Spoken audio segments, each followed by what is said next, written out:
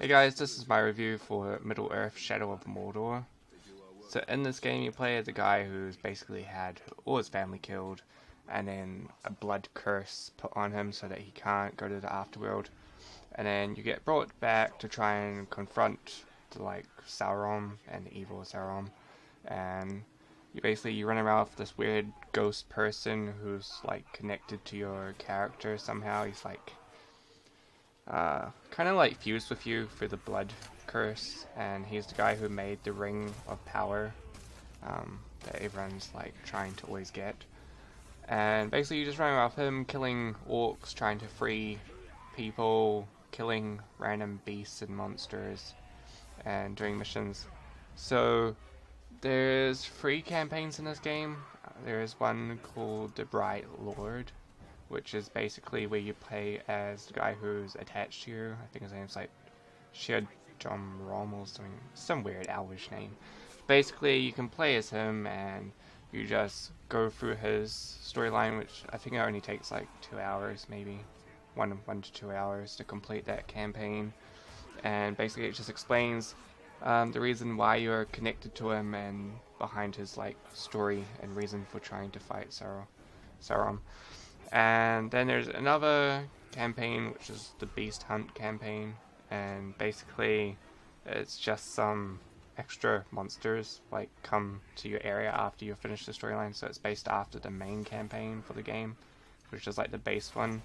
And basically it's just a couple extra beasts have come into the land, and then all the people are trying to control them so they can have extra power and retake Mordor sort of things. You just have to kill some leaders and then kill the beasts. It's not that exciting, to be honest. I mean, I bought the Game of the Year edition, so all the DLC and stuff already came with the game. I probably wouldn't have bought it separately, knowing after having played it, I probably don't think it was worth the money. It seemed really repetitive, especially to the main campaign. So the main campaign takes maybe, I'd say, 15 or 16 hours to complete all side quests, main quests, find all the hidden objects in the game sort of thing, just to complete everything. You probably could spend as long as you wanted playing it, since you can just continue to kill off captains and random people in the army who you can just kill for bonus points. And I don't really see the point in it since it got super repetitive. So I quite like the map layouts in this game. There's only 2 real layouts, which is near the ocean, which is really grassy and stuff, and then you've got near Mordor, which is I think you don't actually go into the center of Mordor sort of thing. It's more just right next to the wall to Sauron's base. I'm not sure how the map layout really works, since you seem to start off right next to his base, but then you leave and then you come back, but whatever. It might be just little regions in Mordor, I'm not sure what the deal is. But yeah, but basically you just wander around these 2 areas all the time, just doing the same sort of stuff. You're just trying to kill the 5 main soldiers who have bodyguards and stuff. Basically stop them, and then you can do the boss to that area. And then once you've done both the regions or maps and killed both all 5 or captured all 5, then you can fight Sauron. So I mean, the missions all are super repetitive as well. You got rescuing people who are tied to poles, and then I think the only unique ones are really the weapon laws. So you can do special missions where you have to kill a certain amount of people doing whether it's with explosives or something, and then you unlock a little message for one of your weapons once you've done 10 of the missions for each weapon. I think it's actually DLC that lets you do that. It's not in the base game, but I'm pretty sure it might come with most games. I'm not sure since I got the Game of the Year edition, but for mine it just came with it. But they're alright. I mean, it's a lot funner to do those than the random slave missions which came with the game. Because I mean, the slave missions, you just rescue slaves tied to poles in different areas around the map. It gets really boring. Combat wise in this game, you've got daggers, which basically just knock people over. I think they can kill people if you throw enough. I think you have an unlimited amount. I always just sort of spam them didn't really do much. But yeah, you've also got a bow, and your character goes into like slow motion or focus mode when you use it, as long as you have focus. And you charge the shot, and then you fire it. You can also pin people in places. And then you've got your sword, which like you charge up, and you can use it as a special ability to take people over. I didn't really like the weapons that much, to be honest. It got really boring with like the hack and slash sort of thing. Although it's not really hack and slash. If you've ever played the Batman series, like Batman Arkham, Batman Asylum sort of thing, then this game will seem really, really similar to that.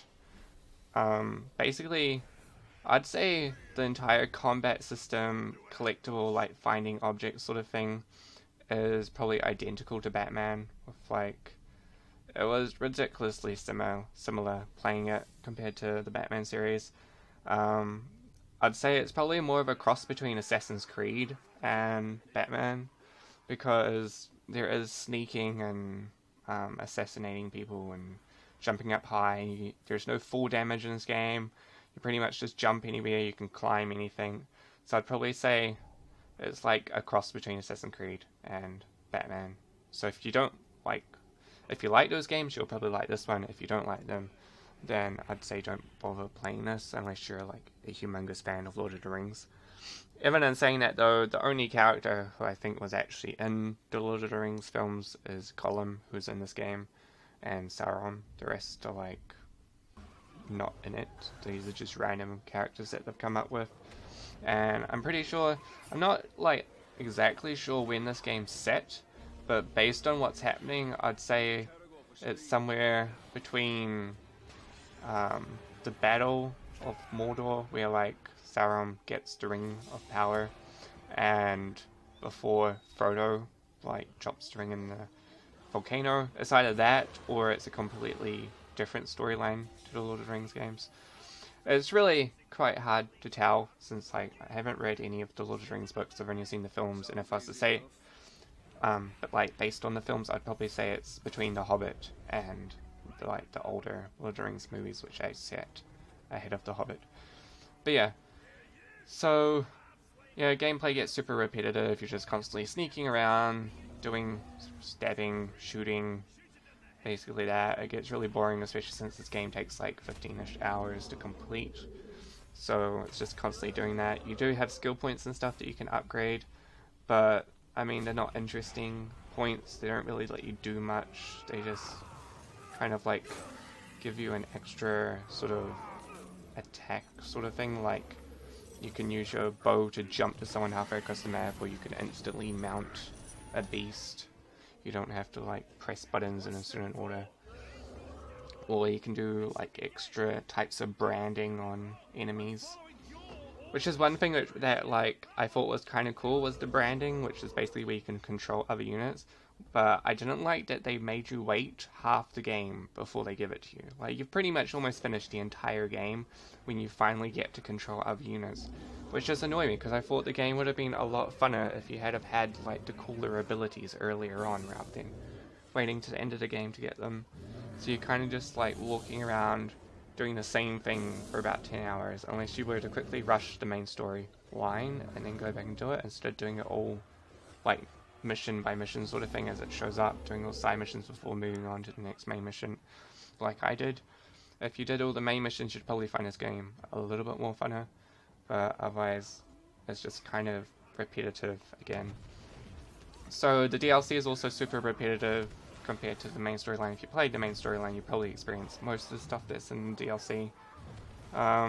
They do add like new little things that I reckon probably should have been in the base game, but I don't know. Like, I quite liked in the Bright Lord that since you're playing it before the towers exist, or the beacons that are in the base game, which are basically what you use for quick travel.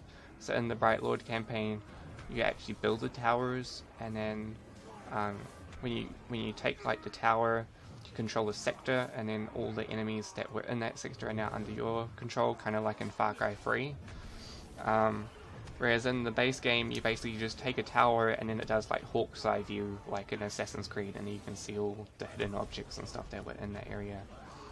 So I think it would have been better if you had have been able to like control the entire areas and you didn't have to keep wandering around killing everything you came in contact with. That would have been a lot better. I didn't like the start to this game. I thought they didn't explain it enough. I kind of like started and I ran into this weird Baroque like beastie thing which basically one hits you because you haven't learnt the skill to kill it yet, or haven't been told how to kill it, which just annoyed me so much. I was like just about ready to rage quit within like the first hour, just based on like the lack of information given, especially since you have to wait like half the game before they tell you how to do most of the fun things in this game, which really just annoyed me. There's also like no replayability to this game. I wouldn't want to replay it. It's just repetitive, which kind of sucked. But I mean, I like the maps, I like the layout. It's a really smooth game. It's been really well done. I think there were only a couple bugs in a few missions that I noticed, which when usually if you like killed something at the wrong time, then it kind of like messed it up. But it wasn't a big deal for me because you can just quit a mission and restart it, so it wasn't too bad.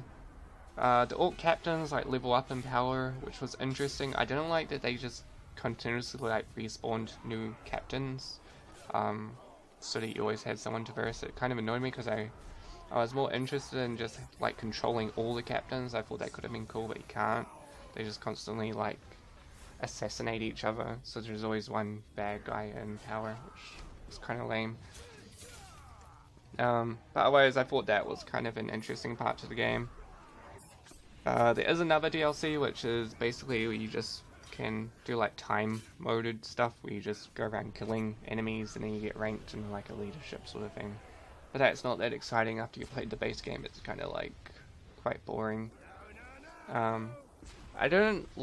think that the Beast Hunt DLC for the game should have actually been included in the actual like base game. I can understand the Bright Lord DLC being separate since it's based before the base game, but the Beast Hunt I reckon should have actually been in it, because a lot of them, it's set in like the exact same maps, well the exact same second map. It's all set out the same, you use the same like upgraded character powers and stuff in it. They just add in like 2 extra beasts and a couple extra ways that you can interact with stuff, which I reckon would have been much more fun in the actual game. They shouldn't have released it as a DLC. It should have just been included in the game. But yeah, I mean the storyline's alright in this game. It's not a super strong storyline, but it's good enough. It's quite predictable. I didn't like the ending to the game, and I mean, there might be another one based on the ending, but who knows, probably not. Otherwise, I mean, it's an average game at best. I'd probably give it a 6 out of 10, because it's not a game that I'd want to sit down and just continuously like play or replay. It just gets boring quite quickly. If you've ever played like Batman or Assassin's Creed, you kind of know how repetitive everything gets in the games, and yeah. I definitely don't like that instead of being able to just kill people with your sword, you knock them over and then you kill them on the ground. It just annoys me so much in games when they do that. I reckon that you shouldn't have to have like a character that kicks people over in the middle of a sword fight. You should have a character that actually just kills people. There should just be a button to knock people over rather than knocking them over automatically, which also annoyed me in the game. But yeah, I mean, it was a fun game. I did enjoy playing it. I was kind of glad when it finished though, because it was quite repetitive and it got a little bit boring there. But yeah, so overall, all the DLC, main game, you're looking at possibly 20 hours of gameplay, completing all the side quests, main quests, and finding all the collectible items. If you wanted to do all the achievements as well, I think there's a couple that like you have to do random things that you probably wouldn't do if you're playing for the game. Like they usually do with achievements, they don't just make them like you played the game, congratulations, here are all the achievements. It's more like you played the game, now go off and do something you wouldn't have done to get this achievement. But yeah, but if you were to do all the achievements as well, it would probably take you a little bit longer, but not that much longer. So yeah, it's just my opinion of the game. If you agree with it or don't agree with it, drop what you thought of the game in the comments below this video. Otherwise, I'm only going to give this game a 6 out of 10. Okay guys, see ya.